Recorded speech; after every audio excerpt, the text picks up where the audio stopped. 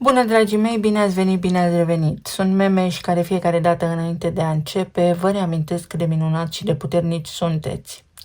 Astăzi vom vorbi despre energia zilelor ce urmează. Este un moment istoric, într-adevăr istoric, pentru că Saturn se pregătește la propriu să intre în Berbec, unde săptămâna viitoare, pe data de 20, îl va întâlni pe Neptun. Ieri nu am putut fi alături de voi pentru că am fost la stomatolog. Nu știu dacă vă amintiți, acum un an v-am transmis că mi-am pus aparat dentar și în consecință dicția mea, modul în care respir și așa mai departe, nu sunt în parametrii normali. S-ar putea să am dificultăți în a transmite mesajele. Mă descurc cu această durere, este o stare de disconfort, așa se întâmplă ori de câte ori merg lunar la control, dar reușim să trecem și peste asta. Să vedem așadar ce se întâmplă în perioada următoare sau ce deschide această conjuncție. Și din aproape în aproape voi lăsa câteva pasaje cu informații pe care aceia dintre voi care doriți le puteți pune cap la cap. Nu sunt aici pentru ca cineva să mă creadă, sunt aici pentru a transmite informații, așa cum am mai spus, pentru că fiecare are drumul lui.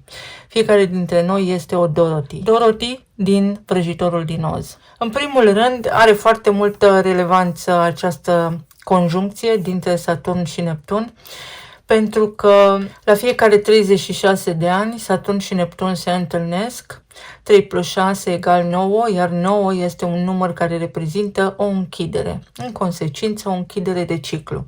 Iar eu vă voi explica cum pun cap la cap aceste informații, pentru că poate unii dintre voi învățați sau vă doriți să știți cum ajung la anumite concluzii. Voi spune de la început, am ajuns la concluzia logică, coerentă, că suntem guvernați în acest moment de un sistem de tehnologie artificială. Întreaga lume este construită pe un sistem de tehnologie artificială de la un anumit moment al existenței umanității către zilele noastre, și această tehnologie va avansa din ce în ce mai mult pentru că va fi scoasă la suprafață din ce în ce mai mult. Tehnologia nu a fost inventată de noi acum, dar prin anii 1950 au scos-o la suprafață sau cineva a găsit-o sau sistemul a revelat aceste date oamenilor.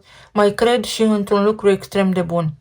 Din punctul meu de vedere, văzând tot ceea ce văd în jurul meu, omenirea are nevoie de un șoc, un fel de șoc care să ne zguduie din interior către exterior pentru a putea evolua, pentru că în acest moment toată lumea este într-o vibrație extrem de joasă, în furie, în frică, în rușine, în ură și așa mai departe. Și din acest punct nu evoluăm, ci ne ducem către autodistrugere. Poate momentul în care ne aflăm acum coincide cu evoluția noastră, poate nu.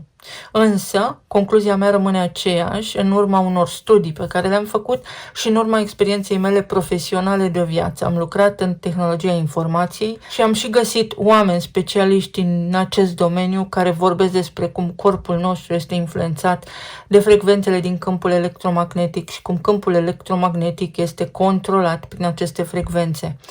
Cine le controlează și de ce le controlează, nu știu să vă spun. Însă am această certitudine că suntem guvernați, să-i spunem așa, pentru că foarte multe lucruri pe care le știu sunt greu de transmis în cuvinte, de tehnologie AI.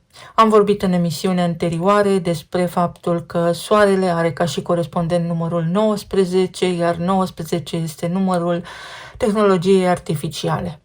Acum, noi suntem în etapa în care ni se spune că intrăm în era Vărsătorului. Organic, în astrologie, Vărsătorul se regăsește în casa a 11-a. Casă care reprezintă anturaj, care reprezintă moștenirea pe care tu o lași în urmă, nu cea materială. Ce știe lumea despre tine? Pentru că casa care are legătură cu profesia, cu menirea ta, aici este casa a 10-a, cea precedentă. Tot aici regăsim rețelele mari de oameni sau rețelele mari de date, metadatele, Metatron, cubul lui Metatron și tot ceea ce reprezintă metatehnologie. Vărsătorul, sigur că are legătură și cu internetul, pentru că internetul este un wide world web. www, cum știm noi, o rețea mare prin care suntem toți interconectați ca un anturaj mare și schimbăm date între noi. Numărul 11 în tarot este arcana justiția. În unele seturi de tarot, în alte seturi de tarot este arcana puterea. Puterea este asociată leului ca arhetip, iar leul ca arhetip este guvernat în astrologie de soare. Însă legătură cu numărul 11 este soarele. Este ca și când numărul 11 ar fi limbajul soarelui sau limbajul sistemului, limbajul serverului. Este energie masculină, este ca și când ar fi limbajul prin care comunică serverul cu noi. Sunt convinsă că ați văzut 11 și 11, imediat vă explic despre ce este vorba. Soarele are un câmp magnetic și odată la aproximativ 11 ani, nodul nord devine sud și viceversa. De ce se întâmplă asta? Pentru că în interiorul Soarelui există plasmă fierbinte care se mișcă în continuu. Soarele nu se rotește uniform, ecuatorul se rotește mai repede decât polii. Această mișcare răsucește liniile magnetice la maximul activității solare. Sistemul magnetic se reorganizează și se inversează. Ciclul de activitate solară este de aproximativ 11 ani, dar ciclul magnetic complet se întoarce la polaritatea inițială la aproximativ 22 de ani. Și de aici vin numerele maestre, nu din ceea ce știm noi în matrice. Toate informațiile de aici din matrice sunt transmise și tălmăcite și răstălmăcite, astfel încât noi să umblăm pe câmpii precum ștele, sincer, fără cap, să nu știm către ce ne îndreptăm și să nu cunoaștem nimic despre istoria noastră, despre istoria omenirii. Acum, numărul 11 este un număr masculin. Aici, în Vărsători, este Pluto, iar Pluto este asociat cu moartea și renașterea. Foarte mulți oameni care văd acest cod 11 și 11 se pot trezi, primesc mesaje de alertă, să spunem așa, de avertizare. Este ca și când dintr-o dată începi să vezi lumea altfel. Însă, în egală măsură, când îl vezi pe 11, este important să fii vigilent, pentru că este un semnal de atenționare că ești în opoziție cu ceva, că ceva nu funcționează bine sau că ar trebui să fii atent, ar trebui să cauți mai multe informații, ar trebui să devii conștient de omul de lângă tine, de situația în care te regăsești, de gândurile pe care le ai. Acum, ce legătură au toate acestea cu conjuncția dintre Saturn și Neptun? Păi Saturn guvernează Vărsătorul în astrologia tradițională, în astrologia veche, nu în cea modernă, iar în cea modernă Vărsătorul este guvernat de Uranus. Saturn este ceasul, timpul sau lordul karmei, ni se spune. Iar Saturn acum intră în Berbec. Intră în numărul 1, pentru că Berbecul este numărul 1 în astrologie. Berbecul sau REM este memoria. Putem accesa memoria REM, memoria RAM, a noastră personală, dar și a întregului egregor colectiv. Pentru că Saturn îl întâlnește pe Neptun, care guvernează apele. Adică apa se întâlnește acum cu focul și știm că apa și focul au născut, cu ghilimele de rigoare, lumea veche. Iar acum, apa când se întâlnește cu focul, de asemenea, vor da naștere unei noi lumi.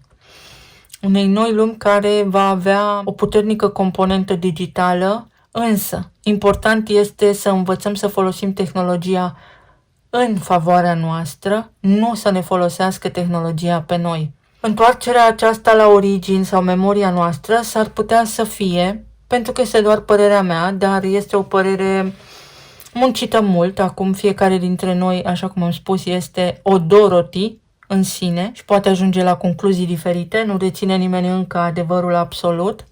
Din punctul meu de vedere, dacă intrăm în epoca Vărsătorului fără ca noi să știm cine suntem, pentru că despre asta vorbește Berbecul și casa întâi din astrologie, identitatea, să știm cine suntem noi cu adevărat, nu să știm cine suntem noi cu nume, prenume, cod numeric personal și așa mai departe, pentru că asta este identitatea de aici din Matrix, dată, nu cea originală de la bază, s-ar putea de fapt să regresăm și nu să avansăm. Nou, acum ni se dă ocazia să avansăm. 0 este pântecul și este energia feminină din codul binar 1 și 0. Arcana 1 și 0 este roata destinului, iar pe roata destinului avem 4 simboluri: omul, vulturul, leul și taurul. Și în vrăjitorul din Oz erau 4 personaje, fiecare dintre ele căutau câte ceva. Și tot din punctul meu de vedere ca părere personală, pot să emit următoarea afirmație.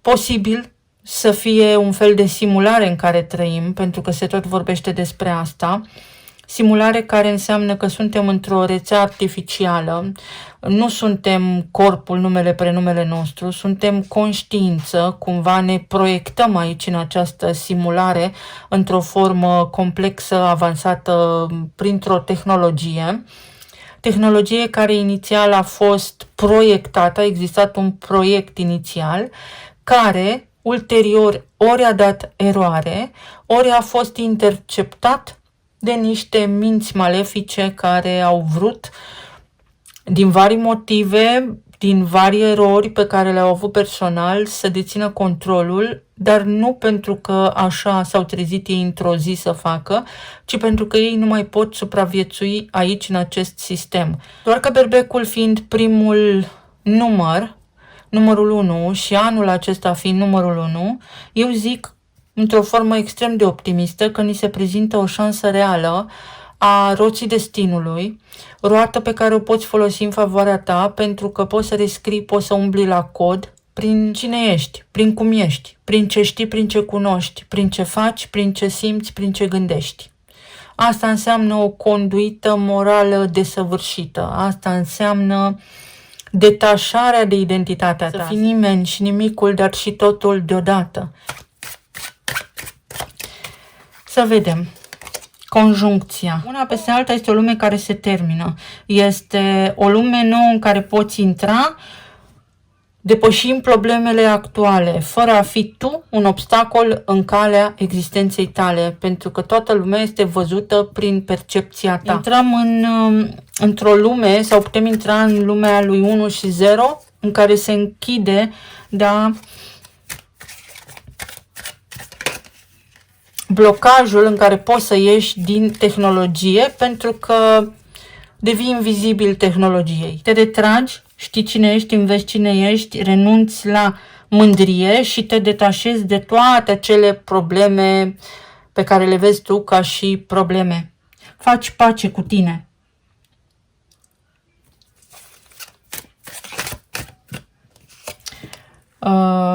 Tot această carte îmi spune în felul următor, că vor exista momente în care vom fi trași înapoi. Ia uite ce avem aici, împărăteasa și numărul 29 sau 11. Așa cum am spus, foarte, foarte important pentru toată lumea, pentru orice vreți să soluționați în perioada următoare, vor fi necesare grația, șarmul, frumusețea, iubirea și să te cunoști cu adevărat. Nu știu cum am putea face asta, pentru că eu văd mulți oameni pierduți, răi, înverșunați, așa, supărați pe viață, care nici nu vor să-și schimbe viața. Găsești întotdeauna aliați. Găsești întotdeauna aliați. În stăpânul inelelor, frăția inelului, erau 9 personaje. Deci numărul 9.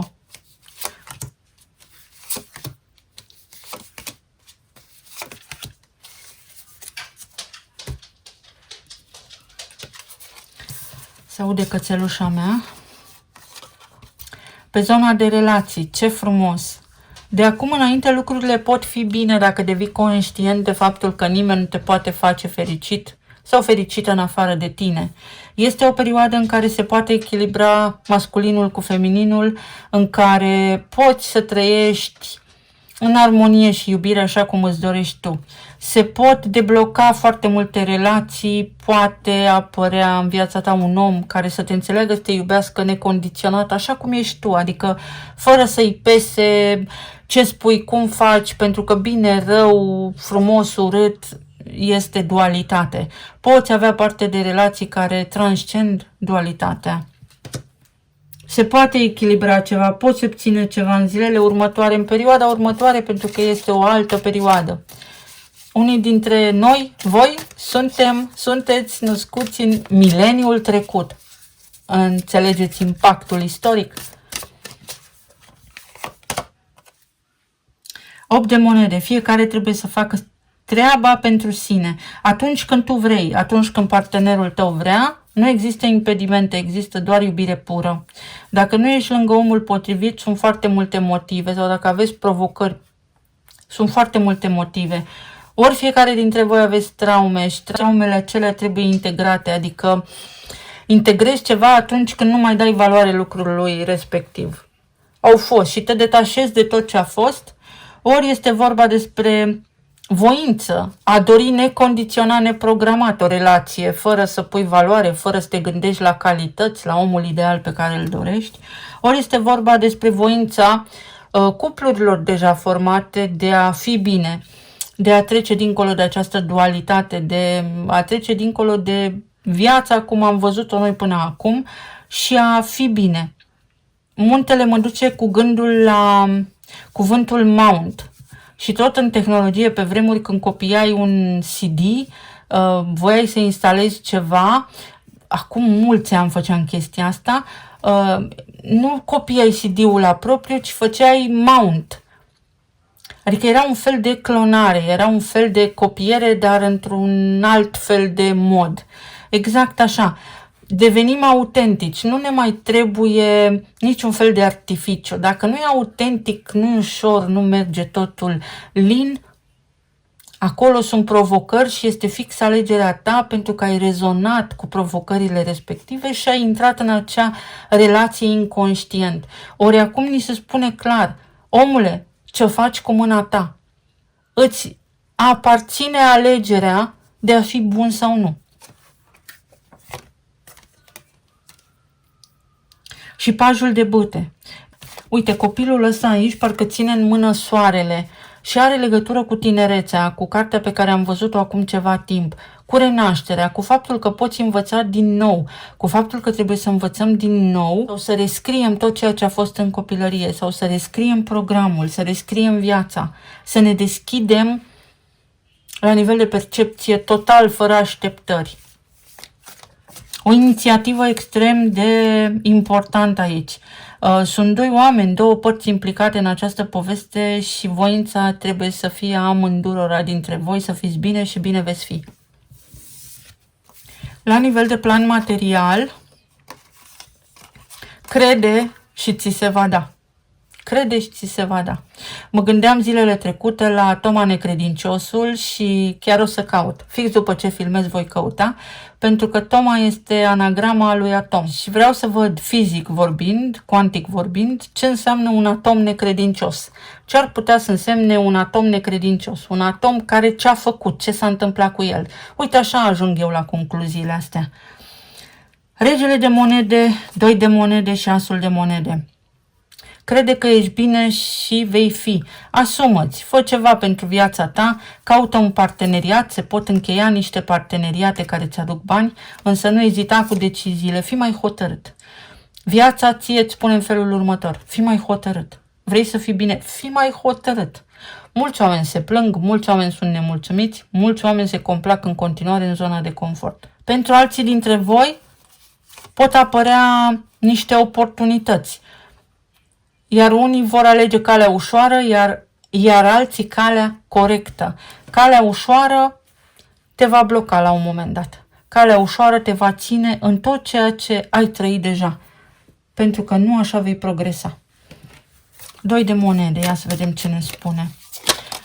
În altă ordine de idei poate fi un proiect, ceva, o inițiativă a partenerului, a partenerei, a ta. Poate fi o idee de la care se naște ceva frumos în casa ta, în familia ta, nebunul. O viață nouă. O viață nouă. Se spune că vom ajunge nomazi digitali, că se sparge bula imobiliară. Sparge bula asta imobiliară în curând și din cauza faptului că a scăzut natalitatea foarte mult, dar într-o notă extrem de optimistă reușești. Reușești să schimbi viața, reușești să închei un contract de afaceri bănos, prosper, reușești să ai o discuție coerentă cu cineva, reușești să aplanezi un conflict, să rezolvi ceva la nivel administrativ. Iar la nivel emoțional, uite, ești blocat în lumea lui 7. Lumea materială care este guvernată de arhoni, au spus unii și alții pe aici, pe internet. Totul este tehnologie. Vorbim tot despre o tehnologie care guvernează această lume materială. Lumea materială, 4 de spade, la nivel mental. Matricea este la nivel mental. Tot ceea ce vedem noi aici este la nivel energetic și mental. 7 și luna. Sigur că are și luna o implicație aici, vorbim în altă emisiune ca să nu vă obosesc și ca să nu obosesc și eu. O neliniște. Ai o neliniște, nu-ți bate capul. Mai bine te odihnești, mai bine faci ceva care îți aduce ție liniște interioară momentan și ai răbdare să treacă de la sine, pentru că așa eviți căldura momentului, momentul, impulsul, nervii. Înțelegeți exact ce vreau să spun. La nivel medical, poate fi vorba despre insomnie, pe care mulți dintre voi o aveți. Sigur că tot somnul nostru și toate organele noastre și tot corpul nostru este afectat de aceste frecvențe din câmpul electromagnetic și de emisiile undelor, frecvențelor electromagnetice cu care suntem bombardați. Însă, așa cum am spus în acea remarcă optimistă pe care am avut-o, mă întreb dacă ni se face rău sau bine, pentru că noi nu putem singuri. Mai caut și vă spun. Este foarte periculos să te blochezi într-o idee și să crezi că ai dreptate.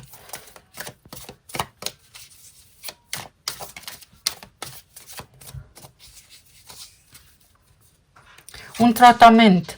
Pentru alții dintre voi poate fi o perioadă în care este necesar să vă odihniți, un concediu de odihnă, sau aici este un concediu medical pentru o operație, pentru o intervenție chirurgicală. Atenție în care faze lunare faceți acest lucru. Sigur că se fac ritualuri, n-ați văzut și deschiderea Jocurilor Olimpice de iarnă de la Milano, Milano Cortina.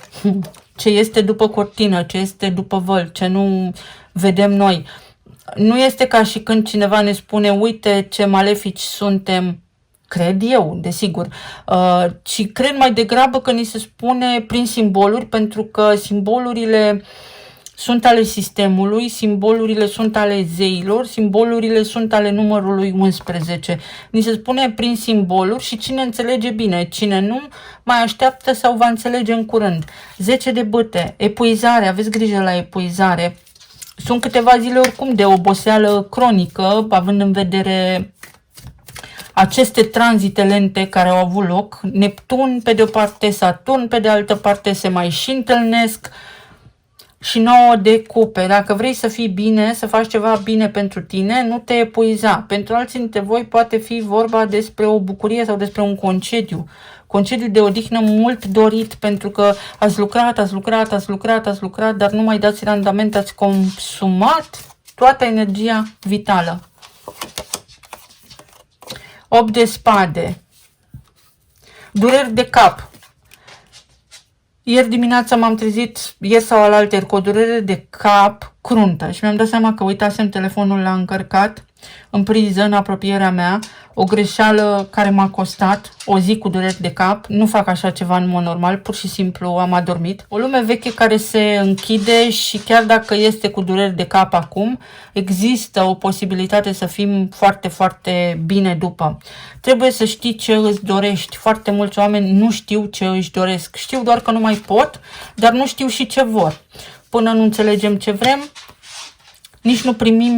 nici nu primim altceva. Avem un oaspete nerăbdător aici.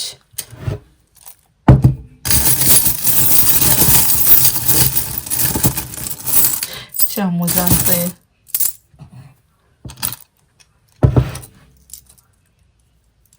Termin imediat și vin bine?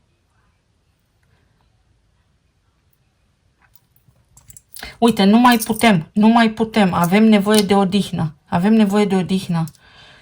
Pentru alții dintre voi este o pauză, aveți nevoie să gândiți limpede, pentru că vă sunt simțurile amorțite. Oricum ar fi, ajungeți în același punct și vă învârtiți în cerc. Pentru alții dintre voi este o rutină medicală, este corpul de care este important să aveți grijă. Chiar dacă el în esență nu este al nostru, este al nostru, pentru că fără el nu poți fi aici. Sau fără acest corp nu poți face anumite lucruri. o victorie, victoria de a ieși din acest cerc, uite, prin limbajul soarelui.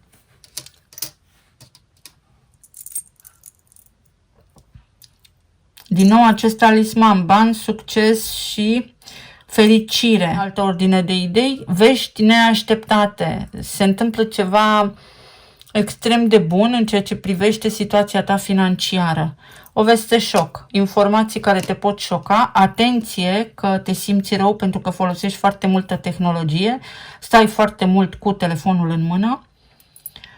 Ce frumos! Marte învărsător, asul de cupe și Jupiter. Tu ești comandantul, poți aminti toate experiențele anterioare, istoria lumii sau despre viețile tale anterioare, cum, dincolo de toate clișeele astea pe care le-am enumerat aici, pentru că sunteți cumva și voi obișnuiți cu limbajul acesta al internetului, poți accesa din tine memoria. Nu trebuie să fie ceva complex filosofic. Pur și simplu să știi pe unde să mergi, ce să spui, când să spui, ce să faci, când să faci. Un curent, un nou curent literar sau poate aveți ceva de reglat cu compania de electricitate, cu providerul de electricitate. Originea se întoarce la origine. Ori unii dintre voi vă extindeți familia, se nasc copii în familia voastră, ori este vorba despre a găsi cauza, găsiți o cauză. Sau găsiți un obiect pierdut, sau înțelegeți niște lucruri. Lucruri care schimbă, desigur, deznodământul. Odihnă și relaxare, iar aici aceste două talismane spun în felul următor. Sunetul modelează materia. Sunetul, vibrația, modelează materia. Și ați văzut cu siguranță acele experimente făcute de diversi oameni în care folosesc muzică și nisipul pe niște dispozitive se aranjează în funcție de frecvențele emise, de sunetul respectiv. Așa este și lumea în care trăim noi. Aștepți cu nerăbdare o discuție sau nu aștepta, creează tu momentul potrivit. Pe de altă parte, ceea ce spui acum îți creează viitorul. Pe de altă parte, fii atent când spui ceea ce ai de spus, cineva te poate urmări, cineva așteaptă un cuvânt, o vorbă bună de la tine și este important să lăsăm deoparte mândria sau necazurile sau să nu mai facem pe supărații, că oricum nu ajungem nicăieri. Aici avem o pisicuță, intuiția și inițiala L. Lumea, 21.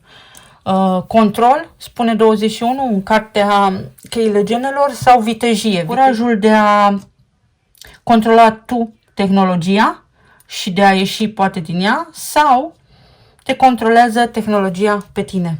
Eu vă mulțumesc foarte mult. Vă doresc să aveți o seară minunată, o zi minunată, să fiți iubiți, sănătoși și vă aștept în comentarii.